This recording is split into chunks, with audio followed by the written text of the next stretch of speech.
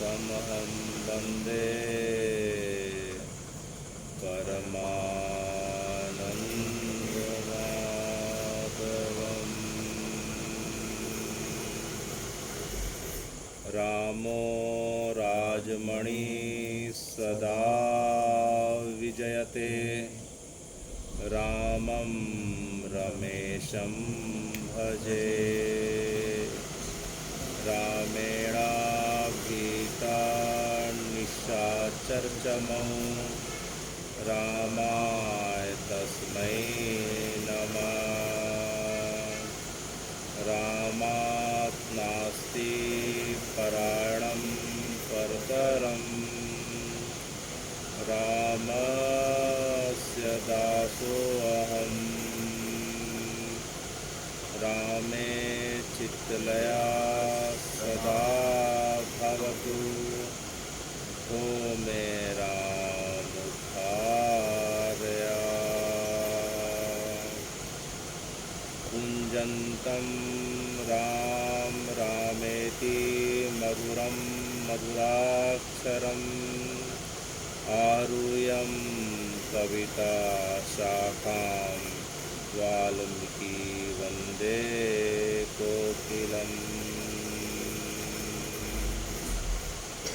अतुलितबलधामं हेमशैलाभदेहं, दनुजवन् कृशानां ज्ञानिनाम् अग्रगण्यं, सकलगुणनिधानां वानराणामधीशं, रघुपतिप्रियभक्तं वातजातं नमामि। बंशी विभूषितकरा नवनीतडाबा, पीताम्बरारुणबिं फलाधरोस्था, पूर्णेन्दुसुन्दरमुखारविन्दनेत्रा, कृष्णा परं किमपि तत्त्वम् अहं न जाने। कृष्णा परं किमपि तत्त्वम् अहं न जाने। सदाशिवसमारम्भात् आदिशङ्करमध्यमात्, सदाशिवसमारम्भात् आदिशङ्करमध्यमात्, अस्मदाचार्यपर्यन्तां वन्दे गुरुपरम्परां। वन्दे गुरुपरम्परां। भगवान् अपितारात्रि, भगवान् अपितारात्रि, शरदेन्दुफुल्लमल्लिका, वीक्षरन्तुं मनश्चक्रे, वीक्षरन्तुं मनश्चक्रे, योगमायामुपाश्रिता, योगमायामुपाश्रिता, भगवान् अपितारात्रि।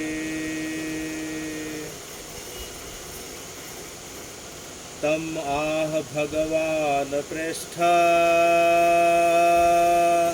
भक्तं एकान्तेन क्वाचिता। तम आह भगवान् प्रेष्ठा,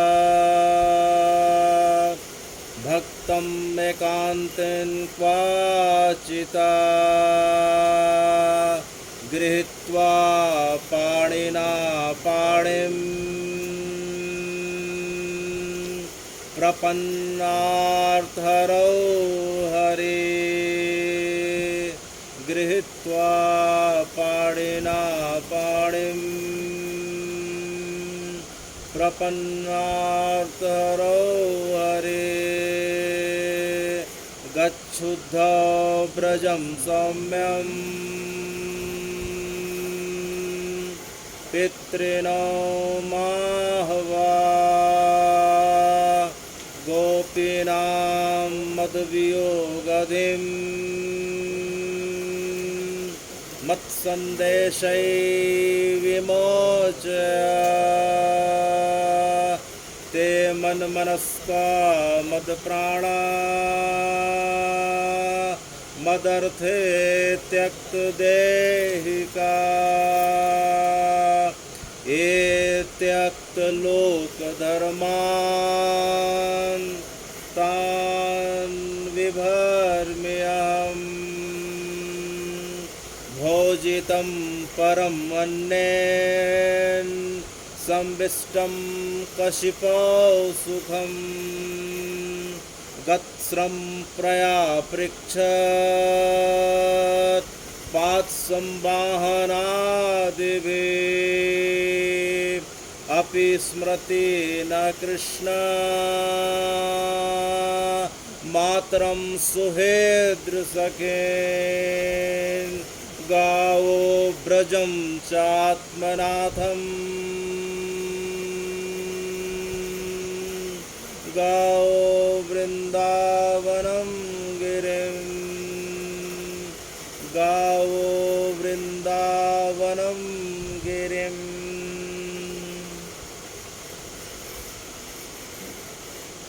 अभी तक की हमने पिछले सत्र की कथाओं में सुना था कि जब उद्धव जी को भगवान मथुरा से अपने माता पिता की, अपने प्राणों से प्यारे अपने सखाओं की और उन गोपियों की और गौ माताओं की सुधि लेने के लिए भेजते हैं, तो जब उद्धव जी वृंदावन जाते हैं तो जब उद्धव जी ने देखा किस प्रकार का निश्चल, निष्कपट, निष्काम प्रेम, निर्मल प्रेम जो गोपियों के हृदय में था भगवान के प्रति, उन सखाओं का जो भाव था भगवान के चरणों के प्रति, भगवान के कुटुंबियों का जो प्रेम था, इस प्रकार की प्रेम की अवस्था को देख के उद्धव जी का मन बड़ा उद्विग्न हो जाता है और मथुरा जाके भगवान को पूरे के पूरे ब्रजवासियों के प्रेम के बारे में वर्णन करते हैं। तब से लेके आज तक भगवान अब द्वारिका आ गए हैं।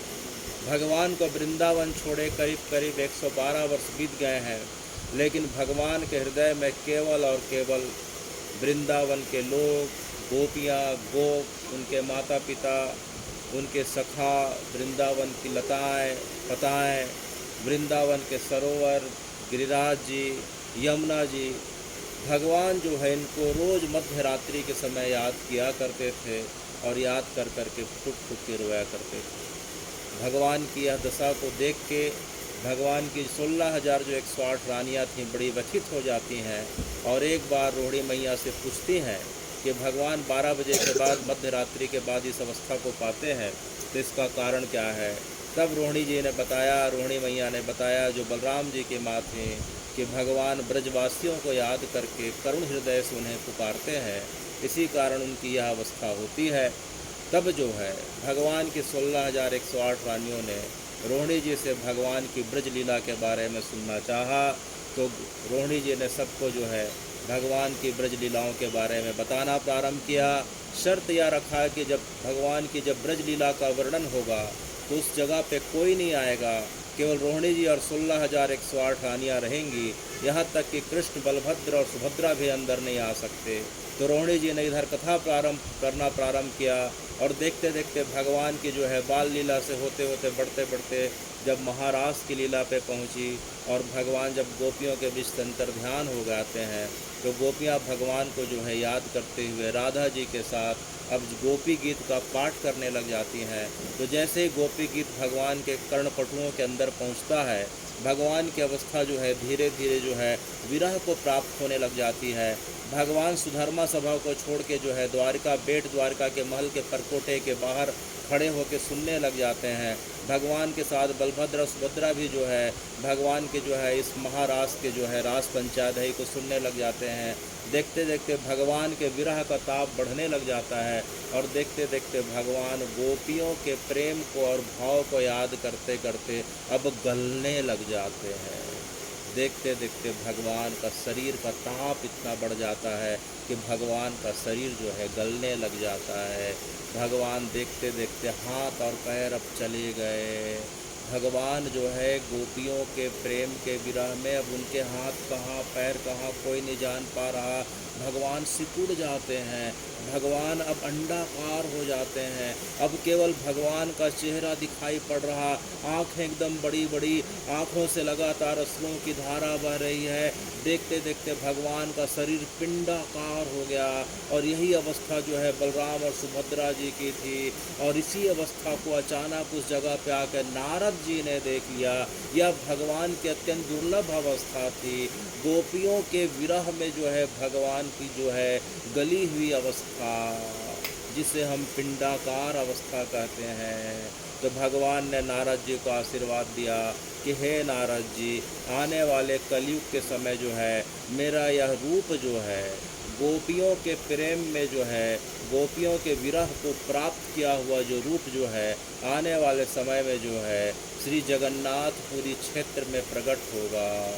तो तब से लेके आज तक जो है हे भगवान आपका यह स्वरूप जो है श्री क्षेत्र, जगन्नाथ क्षेत्र, श्री शंख क्षेत्र, नाभि क्षेत्र, दशा अवतार क्षेत्र, पुरुषोत्तम क्षेत्र, यह जो है भले नाम अलग अलग हैं लेकिन मूलतः जो है वह जगह जो है श्री जगन्नाथपुरी कहलाती है।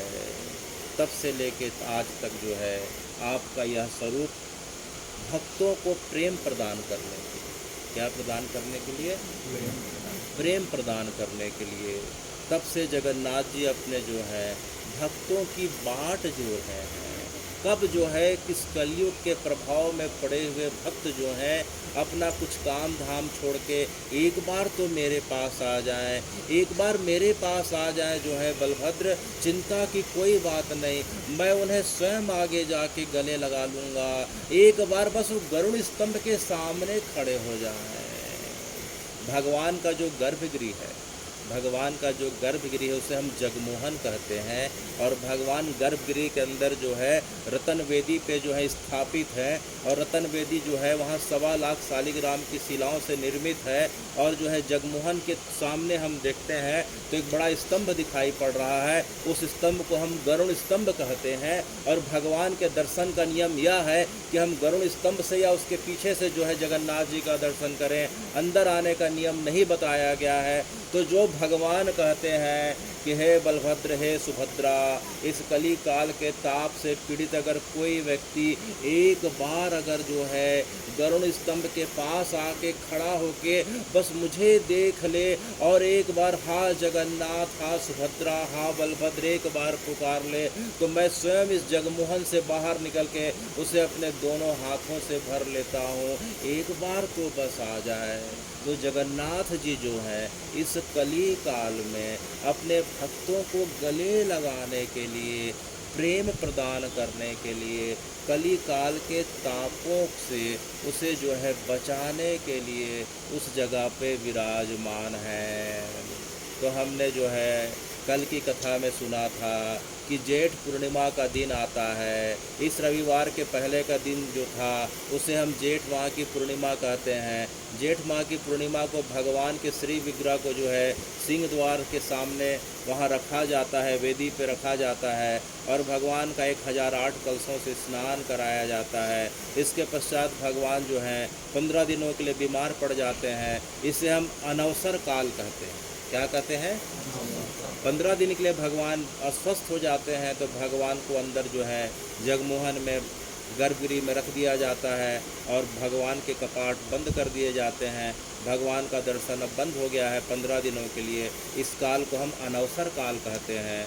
तो हमने कल की कथा में सुना था कि 15 दिनों के लिए जो है भगवान के कपाट बंद हो जाते थे, तो जो है महाप्रभु की जो है विरह जो है काफ़ी बढ़ जाती थी।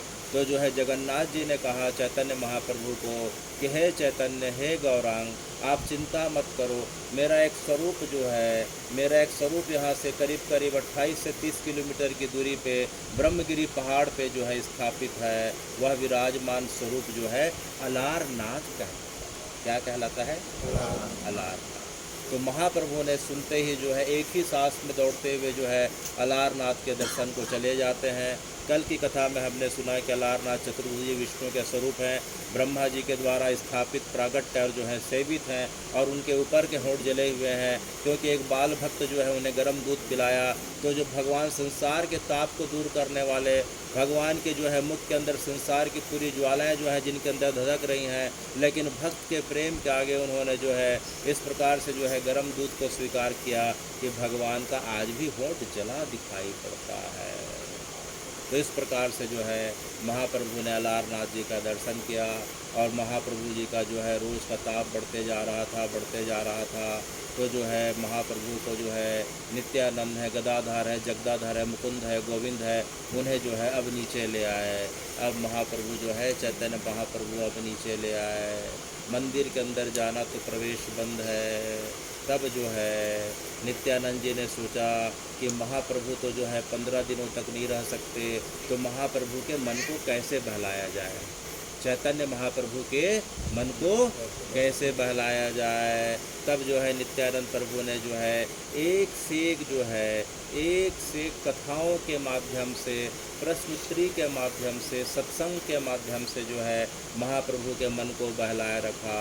महाप्रभु की विरह अवस्था इस प्रकार से हो जाती थी कि जो है जगन्नाथ जी के मंदिर में 4 द्वार हैं। सामने के द्वार को जो है हम सिंह द्वार कहते हैं, जहाँ से हम प्रवेश करते हैं। पीछे के द्वार को स्वर्ग कहते हैं, स्वर्ग द्वार कहते हैं। पूरब का द्वार, पश्चिम का द्वार, उत्तर का द्वार, दक्षिण का द्वार। जिधर जगन्नाथ जी का रसोई है दक्षिण द्वार कहलाता है।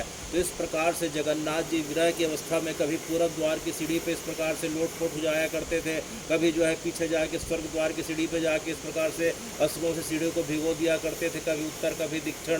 तो इस प्रकार से जो है महाप्रभु के विरह का ताप बढ़ते जा रहा था। तो नित्यानंद जी ने फिर सोचा कि महाप्रभु तो इस प्रकार से जो है बड़ी अवस्था खराब हो सकती है। तो महाप्रभु के लिए उन्होंने क्या किया कि मुकुंद को बुलाया, गोविंद को बुलाया, सबको बुलाया और आज साथ में जो है महाप्रभु जी के साथ में जो है मुकुंद भी हैं, गोविंद भी हैं, विकास भी हैं, अमन भी हैं, दादाजी भी हैं, सब हैं।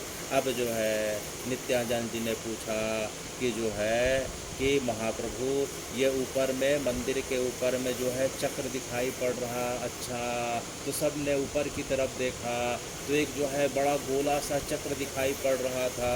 तो महाप्रभु ये चक्र कैसा चक्र है? अगर हम मंदिर के ऊपर देखें तो एक बड़ा सा चक्र दिखाई पड़ता है। तो यह चक्र को देखते ही महाप्रभु की आंखें चौड़ी हो गई। उन्हें लगा कि यह साक्षात सुदर्शन चक्र है। उन्होंने जो है बड़े खुशी से जो है उठ के बैठते हुए निताई को कहा, अरे निताई, यह तो मेरा सुदर्शन चक्र है, यह तो मेरा सुदर्शन चक्र है। अच्छा महाप्रभु आपका सुदर्शन चक्र है? बोले हाँ। बोले अगर जो है किसी ने महाभारत के युद्ध के समय अगर मेरा सुदर्शन चक्र नहीं देखा हो, अगर सतयुग में किसी ने उस सुदर्शन चक्र नहीं देखा हो तो कोई बात नहीं भैया। अगर जो व्यक्ति मेरे सुदर्शन चक्र का दर्शन करना चाहे तो जो जगन्नाथपुरी के जो है मंदिर के शिखर पे जो है आज भी विराजमान है, जिसे हम नील चक्र कहते हैं, अगर कोई व्यक्ति नील चक्र का दर्शन कर ले तो मानो मेरे सुदर्शन चक्र का दर्शन कर लेता है। तो महाप्रभु यह नील चक्र ही सुदर्शन चक्र है क्या? बोले हाँ, नील चक्र ही सुदर्शन चक्र है, जिसे मैं विष्णु चतुर्भुजी के रूप में और कृष्ण के समय अवतार के समय धारण करके रखता हूँ। इसी जो है, अरे नित्यानंद, इसी सुदर्शन चक्र से मैंने शिशुपाल का उद्धार किया था। किसका उद्धार किया था? शिशुपाल का उद्धार किया था। यह सुनते ही जो है सब बड़े प्रसन्न हो जाते हैं। अरे गोविंद, अरे मुकुंद, अरे विशाल, अरे विकास, अरे अमन, देखो देखो भगवान जो है सुदर्शन चक्र बता रहे हैं। तो सबकी जो है नजरें जो है आंखें ऊपर की ओर दौड़ पड़ी। तो भगवान जो है 214 फीट की ऊंचाई का 120 फीट ऊंचा जो है जगन्नाथ जी का मंदिर दिखाई पड़ रहा है। मंदिर के ऊपर जो है सुदर्शन चक्र विद्यमान है। महाप्रभु यह कितने किलो का होगा? तो महाप्रभु ने कहा करीब करीब 2200 किलोग्राम का है। कितने किलोग्राम का? 2200 किलोग्राम का। अच्छा, इतना भारी है। हाँ, जो वास्तविक सुदर्शन चक्र है वह तो जो है कभी इतना हल्का हो जाता है, कभी इतना भारी हो जाता है। वह तो जो है अवस्था के परिस्थिति के हिसाब से जो है हल्का और भारी हो जाता है। लेकिन जगन्नाथ क्षेत्र में जो मेरा सुदर्शन चक्र है वह करीब करीब जो है 2200 किलोग्राम का है। अच्छा, इसकी दो परिधि दिख रही हैं, एक बाहर का वृत्ताकार है, एक अंदर का वृत्ताकार है। बाहर का वृत्ताकार की जो परिधि है जो है इसकी जो है 36 जो है करीब करीब 36 फीट की बाहर की परिधि दिखाई पड़ रही है। अंदर की परिधि करीब करीब 26 फीट की दिखाई पड़ रही है। और महाप्रभु जो है यह जो है आपका चक्र जो है किन किन धातुओं से मिलकर बना है? तो महाप्रभु ने कहा कि यह सुदर्शन चक्र अष्ट धातुओं से मिलकर बना है। कौन कौन से धातु हैं इसमें? अष्ट धातु हैं। सोना है, चांदी है, लोहा है, पीतल है, तांबा है, पारा है, जस्ता है, कांसा है। तो इस प्रकार के अष्ट धातुओं से मिलके जो है यह सुदर्शन चक्र बना है। अच्छा अच्छा अच्छा। और इसकी जो है मोटाई करीब करीब जो है इसकी मोटाई 2 से 3 इंच मोटी दिखाई पड़ रही है। अच्छा, तो महाप्रभु जो ये सुदर्शन चक्र है, अगर आपका जब अनवसर काल का समय रहता है, जब आप 15 दिन के लिए अस्वस्थ हो जाते हैं, जब आपके दर्शन नहीं होते, तो आपके सुदर्शन चक्र के दर्शन की महिमा ही जो है आपके बराबर की बताई गई है। 15 दिनों के लिए अगर कोई व्यक्ति जो है जगन्नाथ जी का दर्शन नहीं कर पाए, मात्र सुदर्शन चक्र का दर्शन कर ले, तो मानो उसे जगन्नाथ जी के दर्शन का फल मिल जाता है।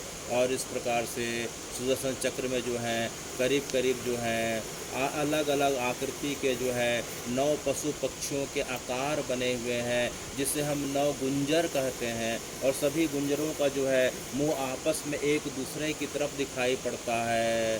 तो महाप्रभु जो है इसकी उपयोगिता और महिमा क्या है? प्राचीन काल में जो है जगन्नाथ जी का बंदरगाह जो है भारत का सबसे बड़ा बंदरगाह हुआ करता था। इसी जगह से जो है बड़े बड़े जहाज़ जो है जगन्नाथपुरी से जो है बंगाल से होते हुए आगे जो है इंडोनेशिया, थाईलैंड, बर्मा होते हुए जो है सुदूरपुर जो है जापान की तरफ और जो है बाली, सुमात्रा, जावा की तरफ जाया करते थे। और वहाँ से जो है बड़े बड़े जहाज आया करते थे। यह सुदर्शन चक्र जो है उन्हें एक प्रकार से दिशा निर्देशक के रूप में कार्य करता था। और कोई आक्रांता अगर जो है आक्रमण करने आता था तो इस जो है सुदर्शन चक्र में दिशा सूचक यंत्र लगा रहता था। वह पहले से जान के वह जो है नाव और जहाज़ की दिशा को भटका दिया करता था। अच्छा महाप्रभु, और वर्तमान में इसकी उपयोगिता यह है कि आकाश में कितनी बादलों की गड़बड़ाहट हो या कितनी बिजली की चमक हो, या बिजली और बादल से जो है पूरे के पूरे जगन्नाथ क्षेत्र की रक्षा करता है। तो जैसे ही जो है चैतन्य महाप्रभु ने बताया सुदर्शन चक्र के बारे में, सब प्रसन्न हो जाते हैं। गोविंद मुकुंद अत्यंत प्रसन्न हो जाते हैं कि महाप्रभु हम इतने दिनों से आए हैं, आज आप इनकी महिमा के बारे में बता रहे हैं, आप धन्य हैं, धन्य हैं। अच्छा अच्छा। कभी जो है जगदाधर की जो है निगाह जो है, आंखें जो है एक लाल रंग के ध्वजा जो है, अत्यंत विशाल ध्वजा जो है फहर रही थी। जो है सुदर्शन चक्र के ऊपर एक ध्वज फहर रही थी। तो जो है जगदाधर जी ने पूछा कि महाप्रभु इस जो है सुदर्शन चक्र के ऊपर यह लाल रंग की ध्वजा है, यह कौन सी ध्वजा है? तो बोले जगन्नाथ जी की ध्वजा है, यह मेरी ध्वजा है। अच्छा, आपकी भी ध्वजा है क्या? बोले देखो भाई, जब महाभारत का युद्ध था तो सबके युद्ध के जो रथ थे, सबके रथ में जो है अलग अलग ध्वज थे। तो भगवान का जो रथ था उसकी जो ध्वजा थी उसका नाम था जो है, बलराम जी की ध्वजा का नाम था ताल ध्वज, और सुभद्रा जी के जो है ध्वजा का नाम था दर्पदलन। उसी प्रकार से भगवान के रथ की ध्वजा का नाम था कपि ध्वज। क्या था? कपि ध्वज। तो प्रत्येक रथ की एक ध्वजा रहती है। आज ये तीनों ध्वजा जो है आने वाले समय में जब जो है मंगलवार को जब रथ यात्रा का दिन होगा तो रथ के ऊपर जो है तीनों हम ध्वजाओं का दर्शन करने वाले हैं। तो यह ध्वजा जो है, जगदाधर ने पूछा कि जो है महाप्रभु इस ध्वजा का क्या महत्व है। तो भगवान ने कहा कि प्रत्येक मंदिर के शिखर पे जो है ध्वजा का होना अनिवार्य है। सनातन की परंपरा यह है कि जो है प्रत्येक मंदिर के शिखर पे ध्वजा का होना अनिवार्य है। और जो है अगर शंकर जी का मंदिर होता है तो उनकी शिखर पे जो है ध्वजा होती है, उसमें त्रिशूल का निशान रहता है। अगर जो है श्रीहरि का अगर मंदिर है तो उनकी शिखर पे जो ध्वजा होती है उसमें जो है चक्र का निशान होता है। लेकिन जो है श्री जगन्नाथ जी का जो मंदिर है वहाँ तो शिखर पे चक्र विराजमान है, और लेकिन जो ध्वजा दिखाई पड़ रही है वह ध्वजा जो है केसरिया और लाल रंग की दिखाई पड़ रही है। और जो है इस प्रकार से त्रिकोणा और आयताकार भी दिखाई पड़ रही है। और उसमें जो है शंकर जी का जो है चंद्रमा और उसके ऊपर सितारे के लक्षण दिखाई पड़ रहे हैं। जो ध्वजा जो है लाल और केसरिया रंग की है, करीब करीब 40 फीट लंबी है। और उसमें जो है शंकर जी के जो है शंकर जी ने अपने माथे पे जो है चंद्रमा को धारण किया हुआ है, और चंद्रमा के ऊपर एक बिंदी दिखाई पड़ रही है। तो यह जो है जगन्नाथ जी की ध्वजा दिखाई पड़ रही है। क्योंकि जगन्नाथ जी के जो पहले सेवक या जगन्नाथ जी को जो है सबसे पहले जो है सेवा करने वाले या पूजा करने वाले कोई दूसरे नहीं, वे साक्षात हमारे महादेव हैं। इसलिए शंकर जी को प्रथम वैष्णव कहा गया और शंकर जी को परम वैष्णव कहा गया। इसलिए जगन्नाथ जी ने क्या किया कि सबसे पहले क्या किया कि अपने सिर माथे पे शंकर जी को जो है ध्वजा के रूप में स्थापित कर दिया है। तो वह ध्वजा और कोई नहीं, वह साक्षात जो है हर हैं। और यह जो है चक्र और कोई नहीं, वह हरि है। चक्र कौन है? हरि है। और ध्वजा कौन है? हर माने शिव। तो हर और हरि का मिलन हो रहा है। हर और हरि का मिलन जो है एक जगह पे जो है होना बड़ा असंभव कार्य है। तो इस प्रकार से जो है हे भगवान, जो जगन्नाथ जी का मंदिर का जो शिखर है उस जगह पे जो है हम हरि और हर का मिलन देखते हैं। अच्छा, मुकुंद ने पूछा कि जो है महाप्रभु हम तो देखते हैं कि रोज़ जो है ध्वजा को कोई बदलने के लिए आता है। बोले हाँ, ध्वजा को जो है करीब 800 वर्षों से जो है रोज़ बदला जा रहा है। शाम को 4 से 5 बजे का जो समय निर्धारित रहता है वह ध्वजा को रोज़ बदलने का रहता है। उसमें एक ही परिवार के चोला परिवार के लोग, पीढ़ी के लोग 800 वर्षों से पीढ़ी के पीढ़ी बदलते गए, लेकिन वही परिवार वही लोग जो हैं इस प्रकार से जो है चोला को, उस ध्वजा को बदलने का कार्य कर रहे हैं मुकुंद। और जो है बदलने की प्रक्रिया बड़ी अनोखी है। नीचे में सबसे पहले अग्नि का इस प्रकार से संवरण होता है, अग्नि जलाई जाती है, जगन्नाथ जी से आशीर्वाद मांगा जाता है और जो है शंकर जी से आशीर्वाद माना जाता है। हजी प्रकार से परिक्रमा की जाती है और उसके पश्चात प्रणाम करके जो है उल्टे पैर के माध्यम से जो है चोला परिवार का व्यक्ति जो है ध्वजा को लेके जय जगन्नाथ करते हुए चढ़ता है। और देखते देखते 214 फीट या 120 हाथ जो है ऊंचे जो है जगन्नाथ जी के मंदिर में चढ़ के जो है रोज़ जो है एक ध्वजा को बदलता है। अच्छा, और इस ध्वजा की क्या महिमा है महाप्रभु? तो जो है चैतन्य महाप्रभु ने कहा, देखो भाई, यह ध्वजा की विशिष्ट महिमा यह है कि यह ध्वजा जो है हवा के विपरीत दिशा में बहता है। कौन सी दिशा पे? हवा के विपरीत दिशा में।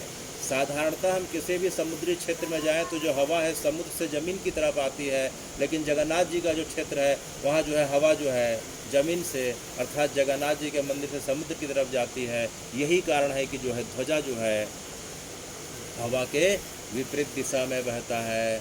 अच्छा महाप्रभु। तो महाप्रभु ने कहा, देखो और ऊपर देखो, अगल बगल पक्षियों को देखो। तो अगल बगल सबने देखा कि अगल बगल पक्षियों का कलरव सुनाई पड़ रहा है, लेकिन एक भी पक्षी जो है सुदर्शन चक्र के ऊपर या ध्वजा के ऊपर से नहीं गुजर रहा है। तो महाप्रभु ने कहा कि सुदर्शन चक्र की महिमा ऐसी है कि इसे जो है पक्षी तक जानते हैं कि यह जो है हरि हर का, अर्थात मेरा और महादेव की जगह है। तो इसलिए जो है वे सम्मान व्यक्त करते हुए हमें लांघते नहीं हैं। इसलिए जो है उस चक्र के ऊपर से या ध्वजा के ऊपर से कोई पक्षी जो है उसे क्रॉस नहीं करता, आर पार नहीं करता। अच्छा अच्छा, यह सुन के जो है मुकुंद थे, गोविंद थे, अत्यंत प्रसन्न हो जाते हैं। अच्छा महाप्रभु, हमने सुना है कि अगर ध्वजा को अगर एक दिन भी बदला नहीं जाए तो मंदिर के कपाट 18 सालों के लिए बंद हो सकते हैं क्या? बोले सही घटना है। एक बार जो है बहुत पहले ऐसी घटना हो चुकी है कि जो है एक बार ध्वजा नहीं बदली गई तो मंदिर के कपाट लंबे समय के लिए बंद हो सकते हैं। इसलिए चाहे आंधी आए, चाहे तूफान आए, चाहे ओला हो, चाहे बारिश गिरे, जो है रोज़ ध्वजा को बदलने का नियम है, माने नियम है। यह सुन के अत्यंत सब प्रसन्न हो जाते हैं। अच्छा महाप्रभु, और हमें कुछ मंदिर के बारे में बताइए। तो महाप्रभु ने कहा कि मंदिर के गुंबद की छाया नीचे नहीं पड़ती है। मंदिर का जो ऊपर का गुंबद है उसकी छाया नीचे नहीं पड़ती। बाकी हम संसार में कोई भी मंदिर देखें या भवन देखें उसकी छाया नीचे दिखाई पड़ती है, लेकिन जो है जगन्नाथ जी का मंदिर है उसकी गुंबद की छाया नीचे नहीं पड़ती है। यह सुन के सब अत्यंत प्रसन्न हो जाते हैं। महाप्रभु, आपने हमें कितनी अच्छी बात बताई।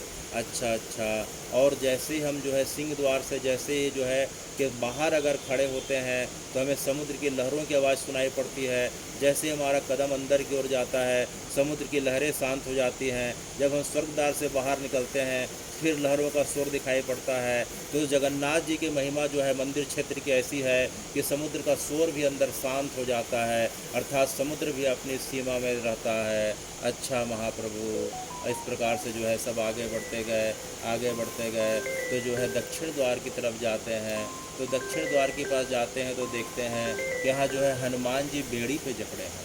हनुमान जी बेड़ी पे अर्थात जंजीर पे जकड़े हैं। छोटे से हनुमान जी हैं और जंजीर पे जकड़े हैं। तो जो है गदाधर ने पूछा कि महाप्रभु जो है हनुमान जी को यहाँ इस प्रकार से बेड़ी पे क्यों बांध दिया गया? तो महाप्रभु ने मुस्कुराते हुए कहा कि देखो भाई क्या होता था कि जब भी रथ यात्रा निकलती थी, जब भी हर साल जब रथ यात्रा निकलती थी तो क्या होता था कि समुद्र से रहा नहीं जाता था, समुद्र से रहा नहीं जाता था। तो मेरे रथ के पीछे पीछे मेरे दर्शन के लिए और मेरे चरणों का स्पर्श पाने के लिए वह भी समुद्र अपनी सीमा को छोड़ के मंदिर से होते हुए इस प्रकार से मेरे रथ के पीछे आने लग जाता था। तो पूरा का पूरा जो है जो रास्ता है, जो बड़ा रास्ता है, वह पूरा का पूरा समुद्र से इस प्रकार से भर जाता था, लोगों को बड़ी असुविधा होती थी। तो फिर क्या किया कि मैंने जो है शंकराचार्य जी को आदेश दिया, और शंकराचार्य जी ने क्या किया कि शंकराचार्य जी ने उस जगह पे हनुमान जी को स्थापित कर दिया। किसे स्थापित कर दिया? हनुमान जी को। तो जब भी रथ यात्रा निकलती थी, समुद्र बाहर आते थे, हनुमान जी उसे जो है रोक देते थे और जो है समुद्र जो है वापस चले जाते थे। लेकिन भगवान हनुमान जी को आपने जो है क्यों जकड़ दिया? तो मुस्कुराते हुए कहे कि समुद्र को तो उन्हें रोक दिया, लेकिन रथ यात्रा निकलती थी तो हनुमान जी को जो है मेरी रथ यात्रा देखने का जो है इस प्रकार से उनके अंदर उत्साह आ जाता था कि उस जगह को छोड़ के मेरे पीछे पीछे दर्शन के लिए आते थे। तो हनुमान जी मेरे पीछे आते थे तो जो है समुद्र भी पीछे आने लगता था। तो यह देख के फिर क्या हुआ कि शंकराचार्य जी ने क्या किया, हनुमान जी को कि जंजीर से बांध दिया कि हनुमान जी आप जो है आप यहीं रहें, अपनी जगह से ना हटें। अच्छा अच्छा, यह सुन के जो है सब प्रसन्न हो जाते हैं। अच्छा अच्छा, अब दूसरे दिन की बात है। सब जो है आज जो है सिंह द्वार पे अर्थात जिस जगह से प्रवेश करते हैं उस जगह पे बैठे हुए थे। तो सिंह द्वार के सामने अगर हम देखते हैं तो जो है एक जगह दिखाई पड़ रही है, उसे हम तुलसी चौरा कहते हैं। क्या कहते हैं? तुलसी चौरा कहते हैं। वहाँ जो है तुलसीदास जी की जो है आज भी प्रतिमा स्थापित है, वहाँ बरगद का पेड़ है। तो जो है मुकुंद ने पूछा कि महाप्रभु जो है यह तुलसी चौरा कौन सी जगह है?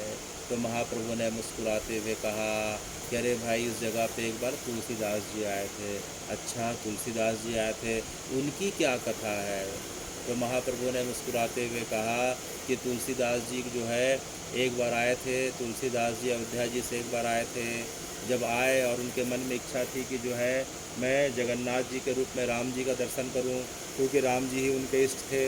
तो जब वो मंदिर के अंदर जाते हैं, शाम का समय था, शयन आरती के पहले की बात है। तो जब रात्रि के समय जब अंदर जाते हैं तो जो है शयन आरती का समय चल रहा था, भगवान की आरती हो रही थी। तो जो है भगवान के विग्रह को देख के, जगन्नाथ जी के विग्रह को देख के तुलसीदास जी को अत्यंत दुख होता है। बोले क्यों दुख होता है? बोले मैं तो धनुष बाण वाले राम जी को यहाँ देखने आया था। एक गोलाकार पिंडाकार जिनके हाथ हैं ना पैर हैं, बड़ी बड़ी आँखें हैं, और वो भी लकड़ी के इस प्रकार का क्या हो रहा है। तो यह देख के तुलसीदास जी जो है अत्यंत दुखी हो जाते हैं और बिना दर्शन करे और जो है सामने इसी जगह पे बरगद के पेड़ के नीचे जाके लेट जाते हैं और बार बार जो है मन को कोसने लग जाते हैं, मैं कहाँ आ गया, कहाँ आ गया। अच्छा, तुलसीदास जी ने जो है रात का प्रसाद भी ग्रहण नहीं किया, मध्य रात्रि हो गई, शयन आरती हो गई, लेकिन जगन्नाथ जी को अच्छा नहीं लग रहा था कि मेरा भक्त जो है बिना भोजन किए, बिना प्रसाद लिए, क्योंकि जगन्नाथ क्षेत्र में जगन्नाथ जी के दर्शन से ज़्यादा उनके प्रसाद, जिसे हम महाप्रसाद कहते हैं, उसे ग्रहण करने की महिमा है। जगन्नाथ जी किसी को जो है बिना महाप्रसाद लिए जाने नहीं देते, तो जगन्नाथ जी से रहा नहीं गया। मध्य रात्रि को जो है पत्तल में भोजन लेके आते हैं और जो है तुलसीदास जी को आवाज़ लगाते हैं कि तुलसीदास जी, तुलसीदास जी।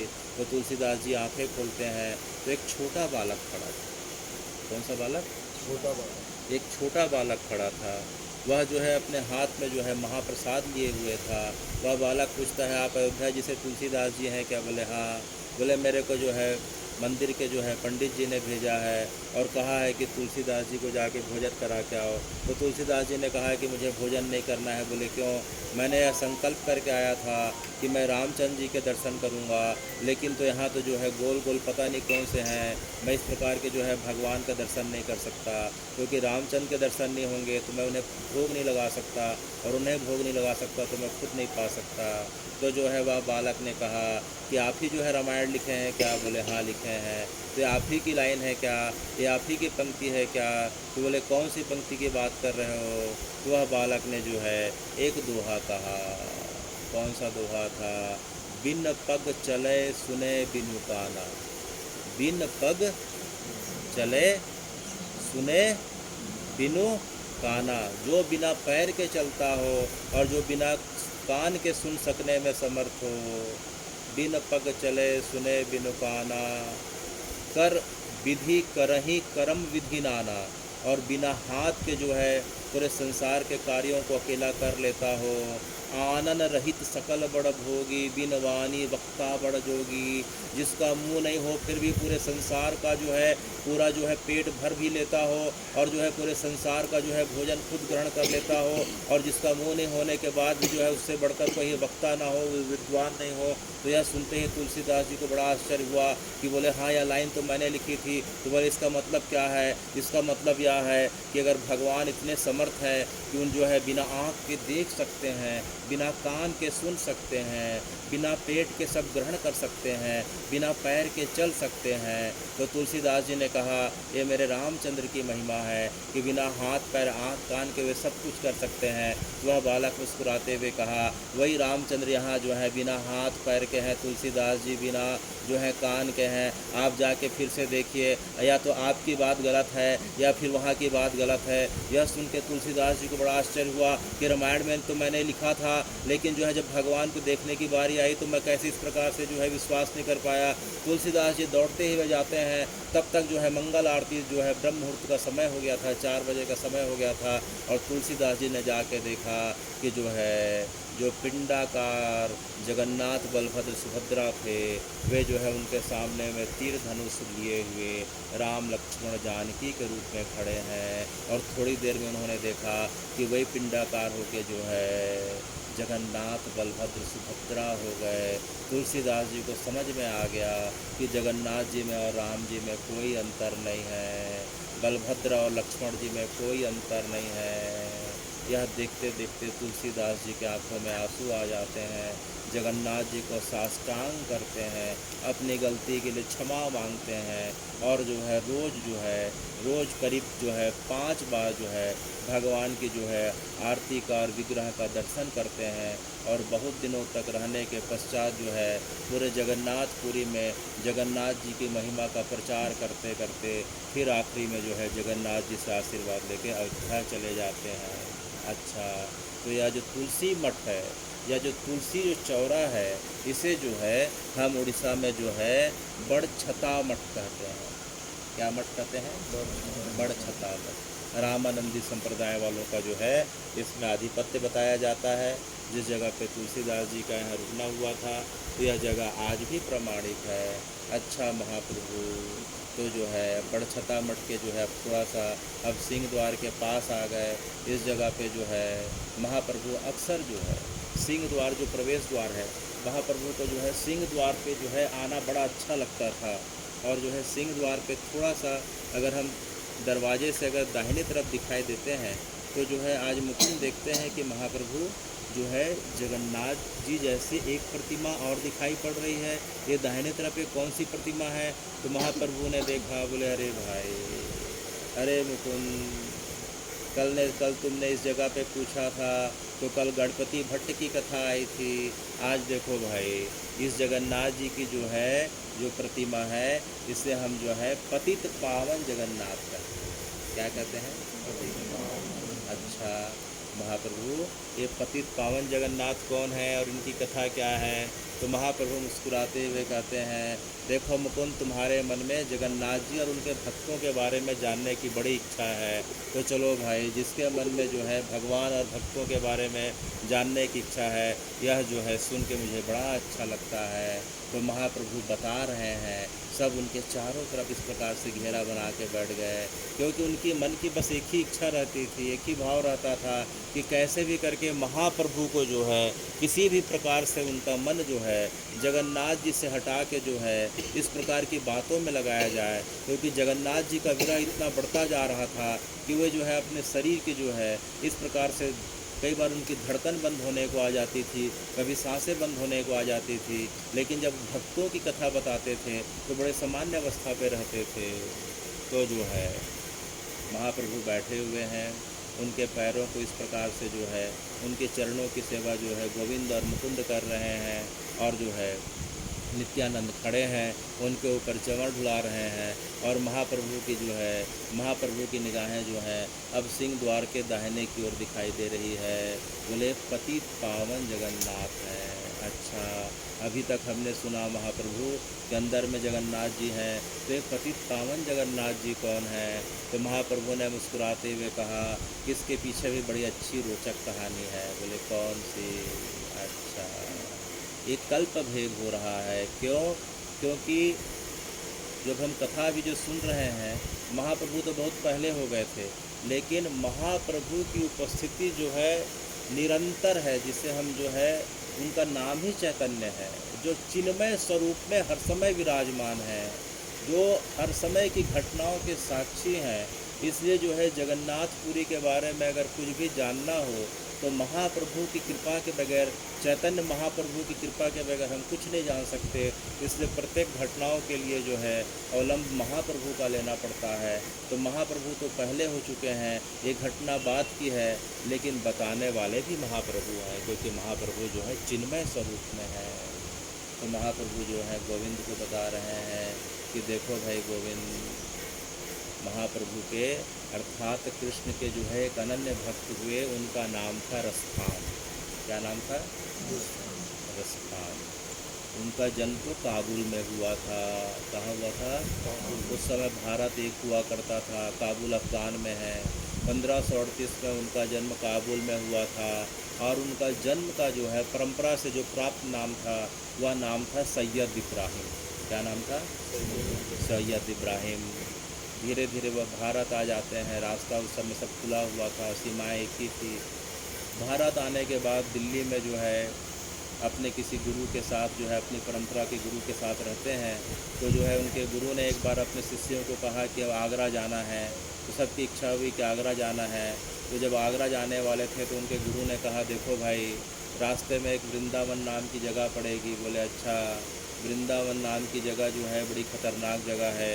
जिस प्रकार से हमारा काबा जो है मक्का है, उसी प्रकार से जो है हिंदुओं का काबा वृंदावन है। तो यहाँ से गुजरो तो अच्छी बात है, लेकिन एक काम करना। बोले क्या काम? बोले जो आँखों में काली पट्टी बांध देना और कान में जो है रुई ठूस देना। बोले क्यों गुरुजी? बोले यहाँ जो है कालिया दिखाई पड़ता है। एक लड़का है, उसका नाम है कालिया। क्या नाम है? कालिया। वह काला कलूटा है, उसे छलिया भी बोलते हैं, उसे माखन चोर भी बोलते हैं, उसे चित्त चोर भी बोलते हैं। अच्छा, इतने नाम बोले? हाँ, इतने नाम। अगर भूल से अगर उसकी जो है, मैंने सुना है कि उसकी बांसुरी की आवाज़ अगर कान में चली गई सैयद, तो जो है व्यक्ति संसार छोड़ के उसी का गुलाम हो जाता है। अच्छा, तो एक काम करना, अपने कान में क्या ठूस लेना? घी ठूस लेना। और आँख में क्या बांध लेना? बोले काली पट्टी बांध लेना।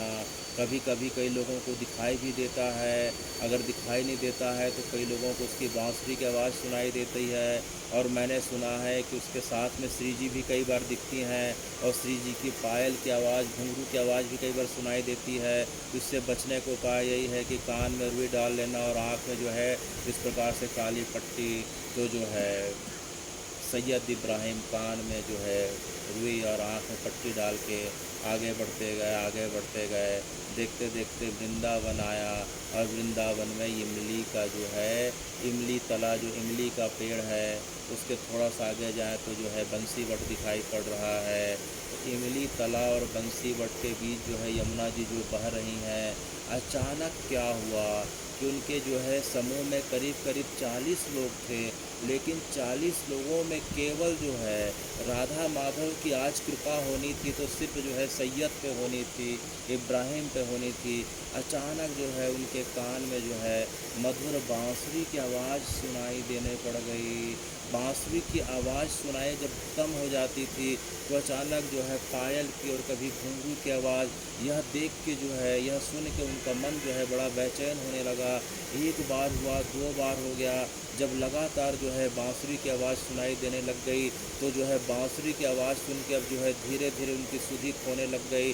उन्होंने अपने आँख से रुई को हटा लिया, और जैसे अपने कान से जो है काली पट्टी को हटाया तो देखते हैं कि यमुना जी के पुलिन पे जो है राधा माधव खड़े हैं।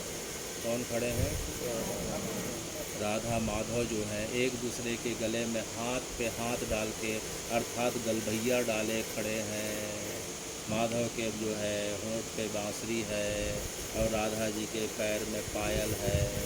यह देख के सैयद इब्राहिम जो है अपनी होश को खो के अचेत हो जाते हैं, और जो है अचेत जैसे ही होते हैं अचानक उनके गुरु ने पलट के देखा, और पलट के देखा और ज़ोर से चिल्लाया कि पकड़ लिया, पकड़ लिया, भागो भागो भागो, कि भैया इसको पकड़ लिया, अर्थात जो है कालिया के भूत ने पकड़ लिया, अब भाग लो।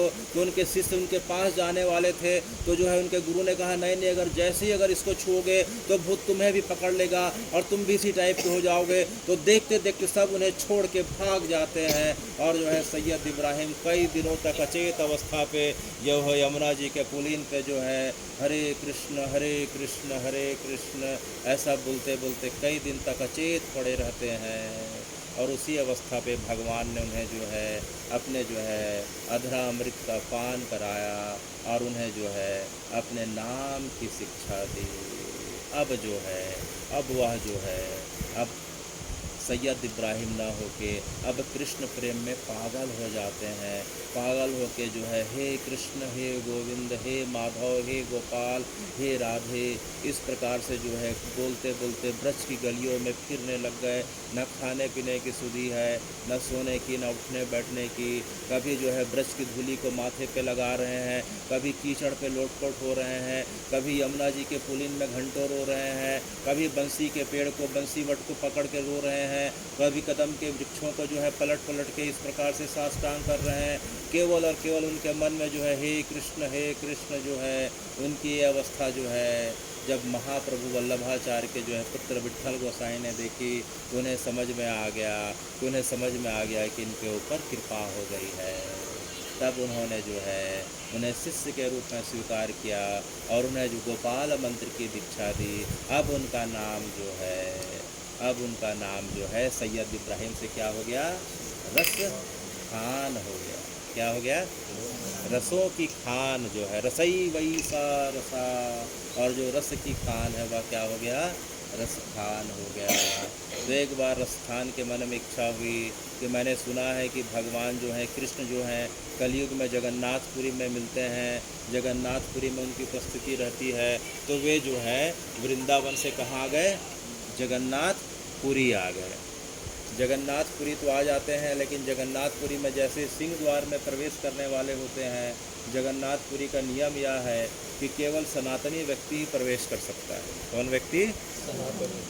गैर सनातनी इसलिए प्रवेश नहीं कर सकता है कि जगन्नाथ जी के मंदिर के हजारों साल का इतिहास है कि जगन्नाथ जी के मंदिरों को एक नहीं सैकड़ों बार तोड़ फोड़ करके आक्रांताओं के द्वारा जगन्नाथ जी के विग्रह को नष्ट करने का प्रयास किया गया है। इसलिए तब से लेकर आज तक परंपरा बन गई है कि वहाँ जो है गैर सनातनी प्रवेश नहीं कर सकता, और कोई दूसरा कारण नहीं है, ना उसमें कोई जात पात है, ना कोई ऊपर नीचे है, न किसी प्रकार का भेद है। तो केवल और केवल जो है आक्रांताओं के आक्रमण के कारण जो है और उनके भाव अच्छे न होने के कारण जो है गैर सनातनियों को प्रवेश नहीं दिया जाता है। तो जो है रसखान का चेहरा और हाव भाव तो जो है बदला नहीं था। वे चेहरे और हाव भाव से तो काबुल के ही दिखाई पड़ रहे थे। तो प्रवेश द्वार में पंडों ने उन्हें रोक दिया, पंडों ने उन्हें रोक दिया, और अंदर जाने का प्रयास करे तो धक्का दे दिया, और अंदर प्रयास करने का करे तो दुर्व्यवहार कर दिया। तो यह देख के जो है गिर पड़ जाते हैं और गिर के रोने लग गए। देखते देखते पूरी रात निकल गई। दूसरे दिन भी उन्होंने अंदर जाने का प्रयास किया। 2 से 3 दिन हो गए, जो है उन्हें अंदर प्रवेश नहीं मिला। 3 दिन तक उन्होंने भोजन ग्रहण नहीं किया, क्योंकि उनके मन का भाव यह था कि जब तक जो है जगन्नाथ जी के दर्शन नहीं होंगे, अर्थात कृष्ण के दर्शन नहीं होंगे, तब तक मैं भोजन नहीं ग्रहण करूँगा। 3 दिन बीत जाते हैं, दर्शन नहीं मिलता है। आखिरी में उन्हें समझ में आ गया कि जो है प्राण यहीं त्यागने पड़ेंगे। लेकिन उन्हें सुन के बड़ा आश्चर्य हो रहा था कि इनका नाम तो जगन्नाथ है। नाम क्या है? जो पूरे जगत के नाथ हैं। ठीक है, उनके लिए क्या जो है क्या भेद होना चाहिए? क्या जो है स्त्री पुरुष का भेद? क्या जो है जात पात का भेद? किस प्रकार का भेद? जो है मैं काबुल का हूँ, इसलिए जो है जगन्नाथ जी मुझे अंदर नहीं जाने दे रहे हैं, ऐसी क्या बात हो गई?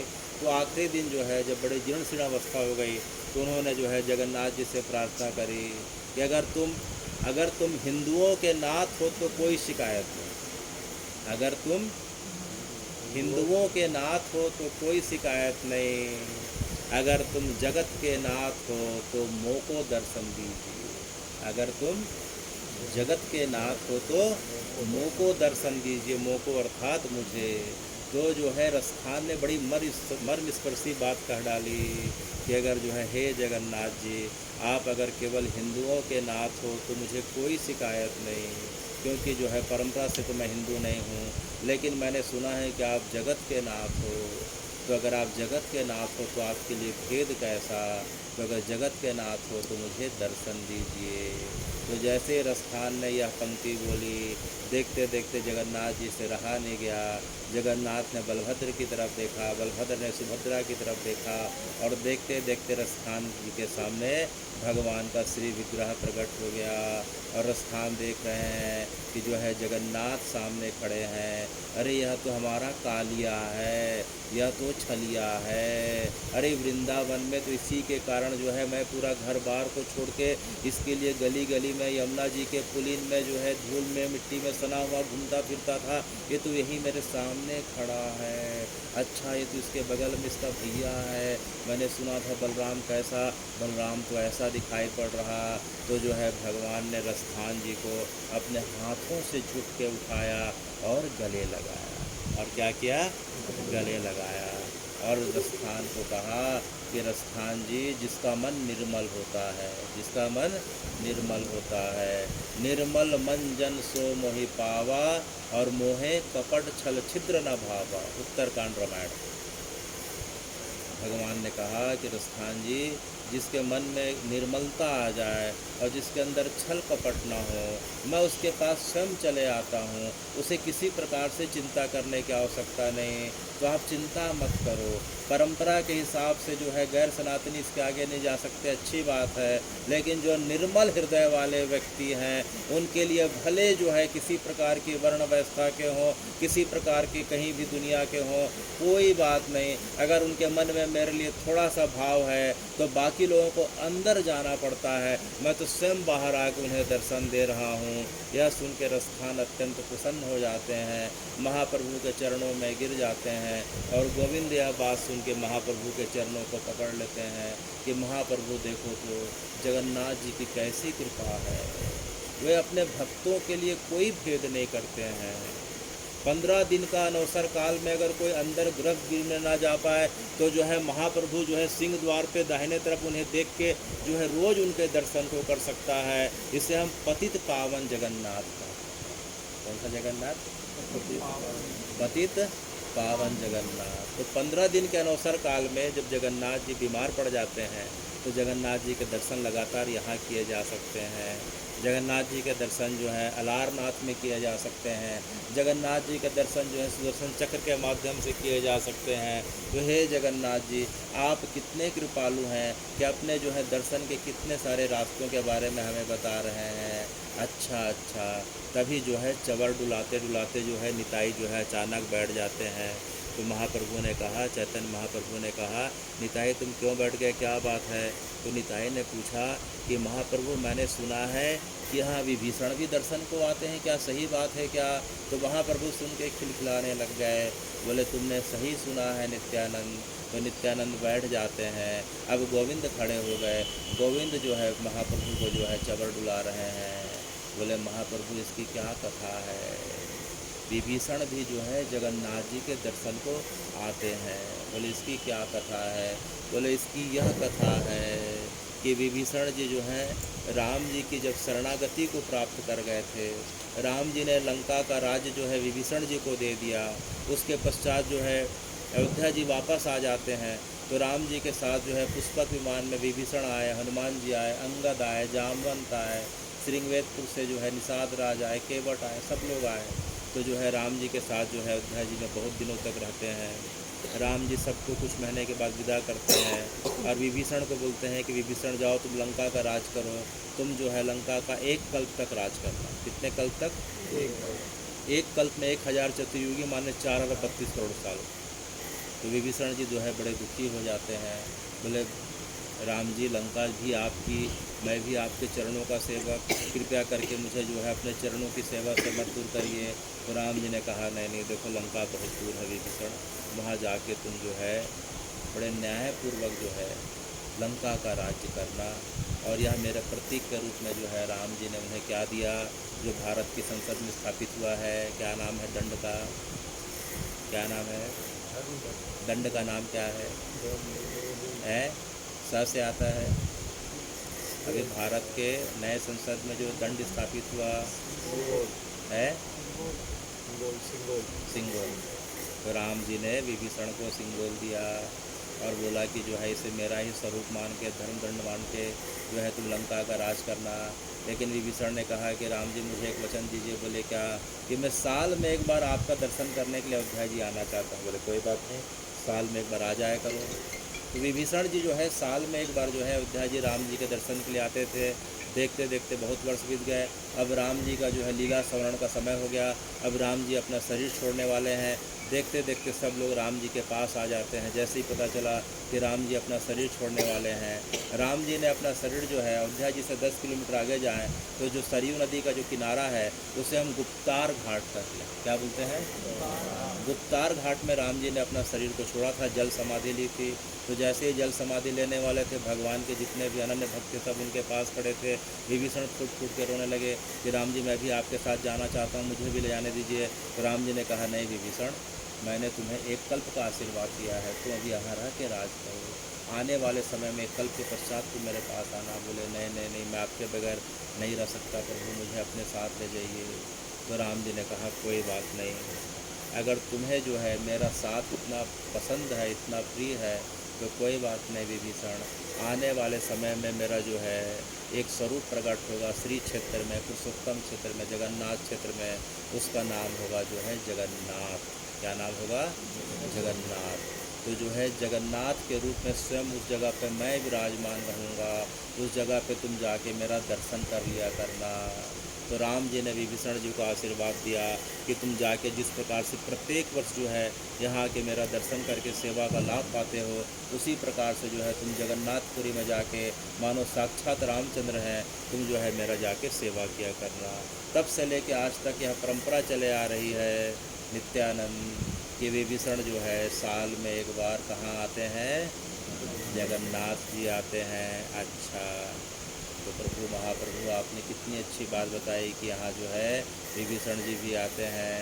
साल में एक दिन की जो आरती जो है सवेरे की मंगला आरती विभीषण जी के हाथों होती है। और एक दिन ऐसा क्या होता है कि एक दिन जो है खुद जगन्नाथ जी लंका चले जाते हैं, जगन्नाथ जी लंका चले जाते हैं। अभी हम आने वाले समय में सुनेंगे जब रथ यात्रा का दिन आगे, एक आध दिन आगे पीछे, कि जो है जगन्नाथ जी किसके साथ जो है लंका गए थे, फिर क्या घटना हुई थी। विभीषण जी भी आते हैं और आज भी जगन्नाथ जी एक दिन के लिए लंका चले जाते हैं। अच्छा अच्छा अच्छा, तो महाप्रभु मैंने सुना है, विकास ने कहा कि मैंने सुना है कि जो है पाश्चात्य देशों का एक बहुत बड़ा धर्म है, एक पंथ है, उनके भी जो है उनके भी जो है जो जिन्होंने उस पंथ को प्रारंभ किया था उनका भी यहाँ आगमन हुआ था। बोले हाँ, उनका भी आगमन हुआ था। 18 साल से 29 साल के बीच जब जो है भारत के भ्रमण में थे, तो वे भी जो है जगन्नाथपुरी पे आए थे। उनके जीवन में कृष्ण का बहुत प्रभाव था। तो कृष्ण से जो है कृष्णा, पाश्चात्य देशों में हम कृष्ण क्या बोलते हैं, कृष्ण को कृष्णा, ठीक है। कृष्णा से फिर क्या हो जाता है,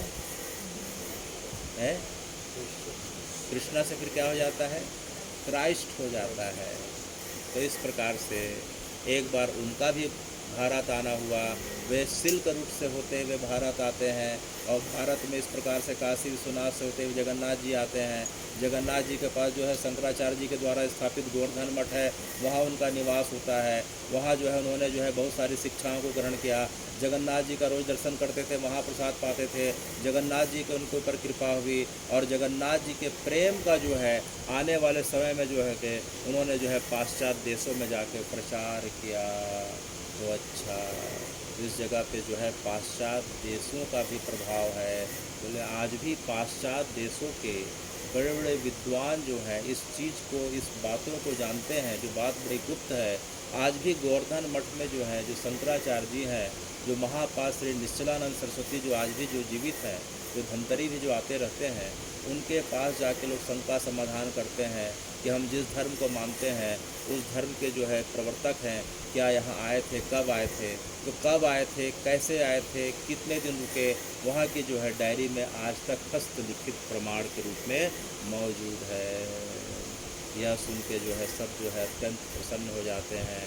अच्छा अच्छा, हमने सुना है कि सिख धर्म के जो आखिरी जो राजा थे महाराजा रणजीत सिंह, आज से 200 वर्ष पूर्व जिनका जो है राज्य जो है पंजाब के लाहौर से लेकर अफ़गान के काबुल और उसके आगे तक हुआ करता था, क्या उनका भी यहाँ आना हुआ था। महाराजा रणजीत सिंह जो है जगन्नाथ जी को जो है अपना अनन्य मानते थे और अपने आप को उनका सेवक मानते थे और उन्होंने जगन्नाथ जी के मंदिर के लिए बहुत सारी जो है बहुत प्रचुर मात्रा में जो है सोने का इस प्रकार से दान किया था। आज जो है स्वर्ण भंडार जो है जगन्नाथ जी का जो दिखाई पड़ता है उसमें बहुत सारा जो है दान किया हुआ महाराजा रणजीत सिंह का है। और महाराजा रणजीत सिंह के पास उस समय कोहिनूर हीरा हुआ करता था। कौन सा हीरा? कोहिनूर हीरा हुआ करता था। तो हे भगवान, यह कोहिनूर हीरा कौन सा था? यह कोहिनूर हीरा कोई नहीं, भगवान कृष्ण के समय जो है श्यामंतक मणि थी। कौन सी मणि? श्यामंतक मणि वह थी। श्यामंतक मणि की हम कभी कथा सुनेंगे कि जिसके सामने अगर जो है हम अगर एल्युमिनियम को रख देते थे, धातु को, उसे सोने में बदल देती थी।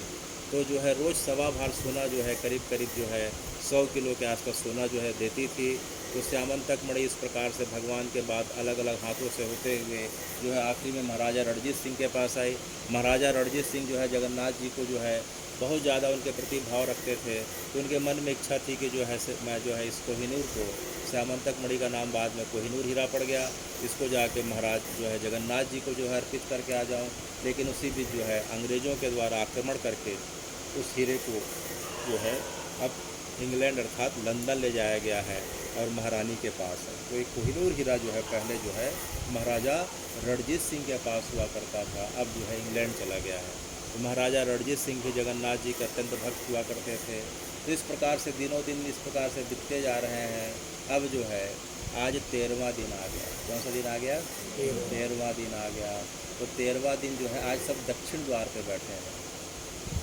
जगन्नाथ जी के मंदिर में 4 द्वार हैं, तो दक्षिण द्वार वह द्वार है जिधर जो है जगन्नाथ जी के रसोई, जगन्नाथ जी के जो रसोई की दिशा दक्षिण पूरब की ओर। किधर है?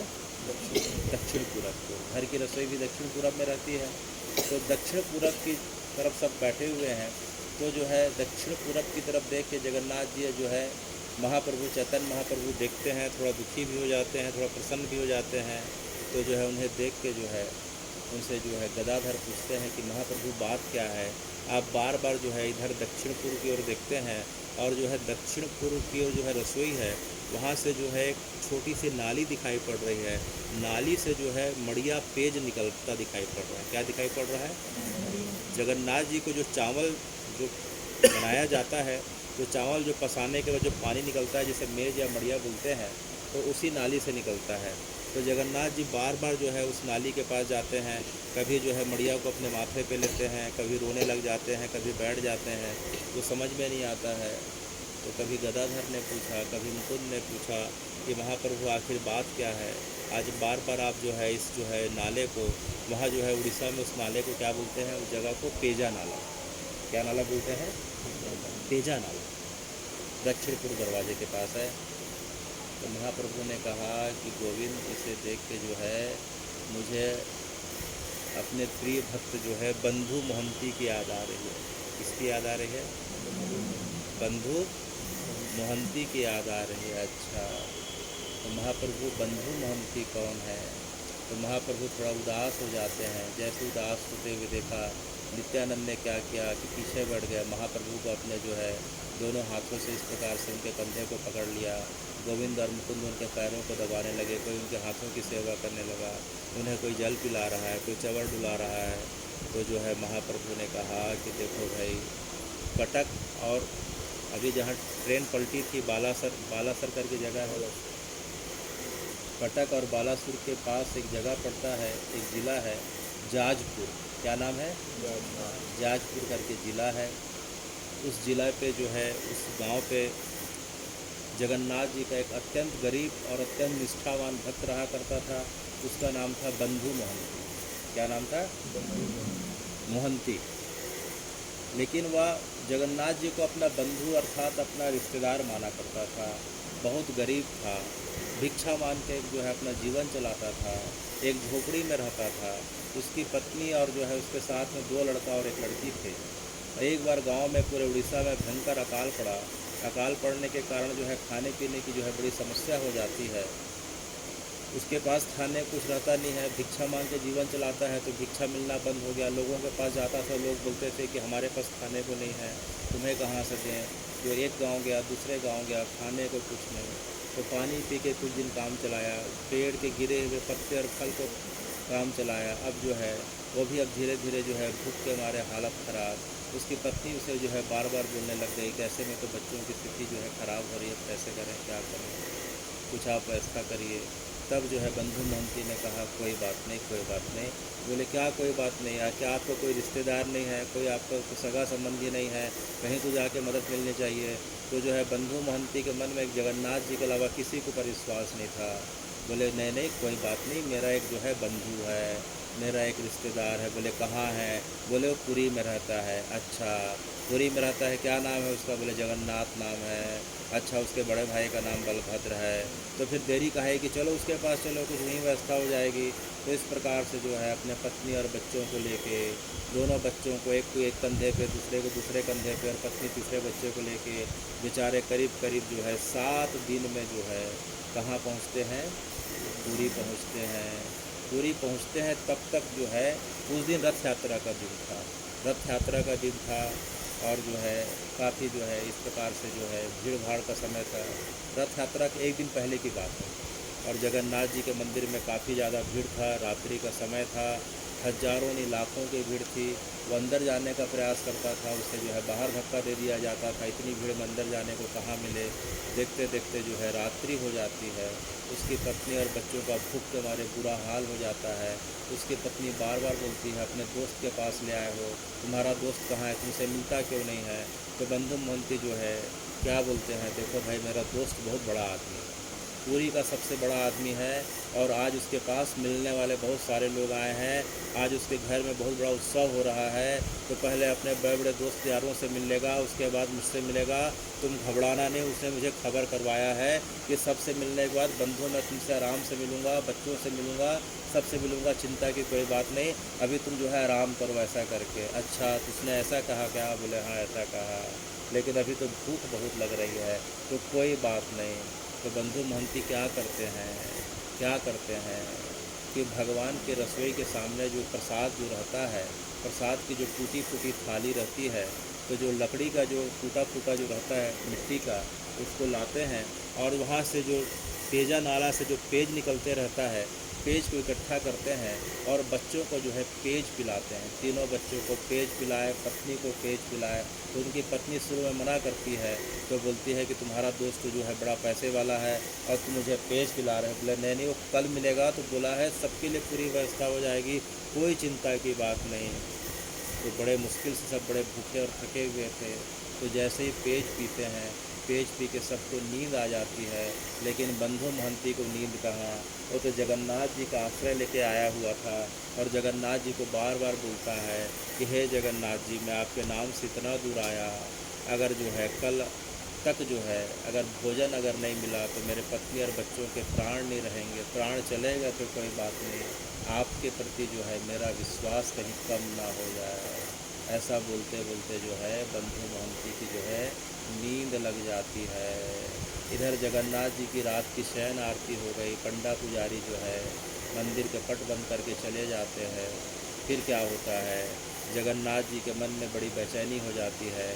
जगन्नाथ जी एक बालक का रूप धारण करते हैं और जगन्नाथ जी को महाप्रसाद जो सोने की थाली में चढ़ाई गई थी, उस महाप्रसाद में जो है पूरे प्रकार के 56 भोग हुआ करते हैं। पूरे के पूरे जो है थाली के जो है महाप्रसाद को लेके जो है बाहर निकल आते हैं और दक्षिण द्वार पे जो है सीढ़ी पे जो बंधु महंती लेटा हुआ था, ज़ोर ज़ोर से चिल्लाते हैं बंधु महंती, बंधु महंती। तो बंधु महंती की नींद खुल जाती है। तो एक बालक दिखाई पड़ता है। वह पूछता है कि जाजपुर के बंधु महंती तुम हो क्या? बोले हाँ। तो बोले क्या बात है? बोले मंदिर के पंडित जी ने आपके भोजन के लिए जो है बोला है कि जाके उन्हें दे के आ जाओ। अच्छा, पंडित जी ने भेजा है क्या? बोले हाँ। तो बालक जो है सोने की थाली में जो है बड़ी सी जगन्नाथ जी की थाली होती है, बहुत बड़ी थाली है जगन्नाथ जी की। तो बड़ी सी थाली में जो है जगन्नाथ जी के 56 भोग बालक देता है और बोलता है देखो पंडित जी ने कहा है कि सवेरे आके थाली वापस कर देना और जगन्नाथ जी के दर्शन भी कर लेना, ऐसा कहा है क्या? बोले हाँ। तो अपनी पत्नी और बच्चों को उठाता है और बोलता है देखो जो हो जगन्नाथ जी जो है मेरे जो मित्र ने सबके लिए भोजन की व्यवस्था करी है। तो सब ने जो है बड़े अच्छे चाव के साथ भोजन खाया और भोजन करने के बाद फिर सो जाते हैं। थाली को धो के अपने जो है कपड़े अपने सिरहाने के नीचे रख के जो है थाली के ऊपर सो जाता है। इधर जो है सवेरे की मंगल आरती के समय देखते हैं सोने की थाली नहीं, हाहाकार मच जाता है, आखिर थाली कहाँ गई, थाली कहाँ गई। राजा को पता चलेगा तो दंड देगा। तो सब दौड़ते हुए आते हैं, थाली कहाँ गई, थाली कहाँ गई। तो देखते हैं कि दक्षिण द्वार पे एक आदमी लेटा हुआ है। उसे जो है ठोकर मार के उठाते हैं, तो एक जो है खनकने की आवाज़ आती है। तो देखते हैं सोने की थाली यहाँ। उन्हें लगा कि जो है व्यक्ति जो है जगन्नाथ जी की थाली चोरी कर लिया है। उसकी खूब पिटाई होती है बंधु महंती की, कोई उसकी बातें नहीं सुनता है और उसे जो है कारागार में डाल दिया जाता है। कहाँ डाल देते हैं? कारागार में डाल देते हैं। रात को राजा को स्वप्न आदेश आता है। रात को जगन्नाथ जी स्वप्न में आते हैं और जगन्नाथ जी वहाँ के राजा को बोलते हैं कि राजा, तुमने मेरे भक्त के साथ बड़ा गलत किया। मैंने खुद जाके उसे अपने थाली का भोजन दिया और तुमने उसे जो है इस प्रकार से दंड दे के उसे तुम प्रताड़ित कर रहे हो। तो यह सुन के राजा की नींद खुल जाती है और बोलता है कि महाप्रभु, मुझसे गलती हो गई, बताइए क्या करना है। तो बोले, जाके उसे तुम क्षमा मांगो, उसके चरणों को धो के उसका पानी पियो और उसे नए वस्त्र आभूषण दो और उसके रहने के लिए अच्छी व्यवस्था करो और आज उसे रसोई का मुख्य जो है व्यक्ति नियुक्त कर दो, क्योंकि मेरा अनन्य भक्त है। तो राजा दौड़ के जाता है अपने जो है पंडितों के साथ और बंधु महंती को जो है कारागार से छुड़ाता है और उनकी तरह तरह से इस प्रकार से जो है सेवा करता है और दक्षिण पूर्व द्वार के पास उसकी रहने की व्यवस्था कर देता है। और तब से लेके आज तक हे भगवान, बंधु मोहंती और उसके परिवार के लोगों की परंपरा चले आ रही है कि जो जगन्नाथ जी के रसोई के जो है मुख्य जो है भोजन बनाने वाले रसोइया बंधु मोहंती के आज तक परिवार वाले हैं। और वो सोने की थाली में, पहली थाली में उन्हीं के परिवार वाले आज भी जब भगवान का महाप्रसाद बनता है तो जगन्नाथ जी को अर्पित करने जाते हैं। तो इस प्रकार से हे भगवान, अनन्य आश्रितयन्तो माये भक्त पर्युपासते तेषां नित्यभुक्तानां योगक्षेमं वहाम्यहम्। गच्छुद्धौ व्रजं सौम्यं पितॄणां माहवा गोपीनां मद्वियोगधिं मत्सन्देशै विमोचया। अपि यास्यति न कृष्णा स्वजनान् सुकृदेक्षतुं तर्हि दृश्यामः तद्वक्रं सुनसं सुस्मेते क्षणम्। अपि स्मृति न गोविन्द मातरं सुहेद्रसखेन् गोपान् व्रजं चात्मनाथं गावो वृन्दावनं गिरिम्। हरे कृष्णा कृष्णा कृष्णा हरे हरे, हरे राम राम राम हरे हरे। हरे कृष्णा कृष्णा कृष्णा हरे हरे, हरे राम राम राम हरे हरे। हरे कृष्णा कृष्णा कृष्णा हरे हरे, हरे राम